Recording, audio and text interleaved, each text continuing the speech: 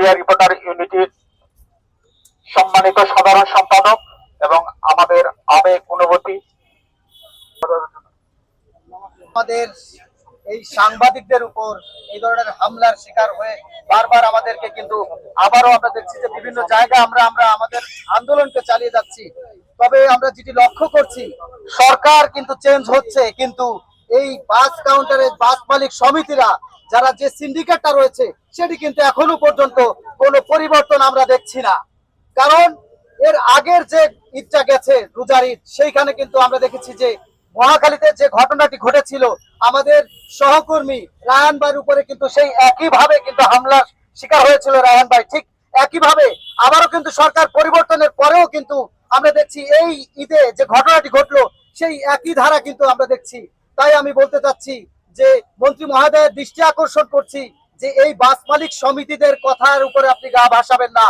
যারা সত্যকে তুলে ধরে তাদের মুখ চেপে ধরে আপনি তাদের কথায় আপনি এই কথা বলতে চেন না যে আসলে ভাড়া নির্ধারিত ভাড়া থেকে আরো 20-30 টাকা কম নিচ্ছে। আসলে আমরা যারা আমার যে সহকর্মীরা সেদিন হামলার শিকার হয়েছে, তারা যে নিউজটি প্রকাশ করতে চাচ্ছিল সেটি হচ্ছে অতিরিক্ত ভাড়া নিচ্ছিল।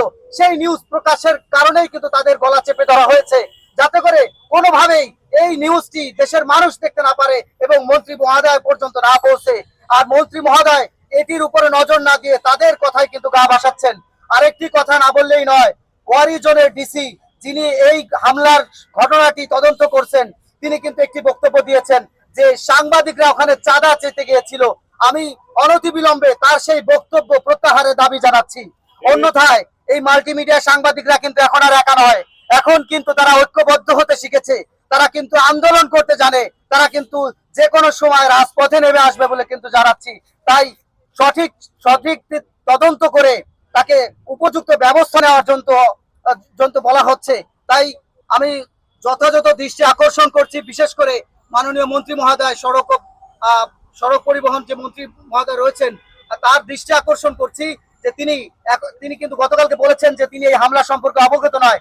তাকে বলছি তিনি এই জিনিসটা যেন অবশ্যই তদন্ত করে দেখে এবং সুষ্ঠু তদন্তের মাধ্যমে এর জন্য যথাযথ বিচার হয় সেই দাবি জানাচ্ছি আমি।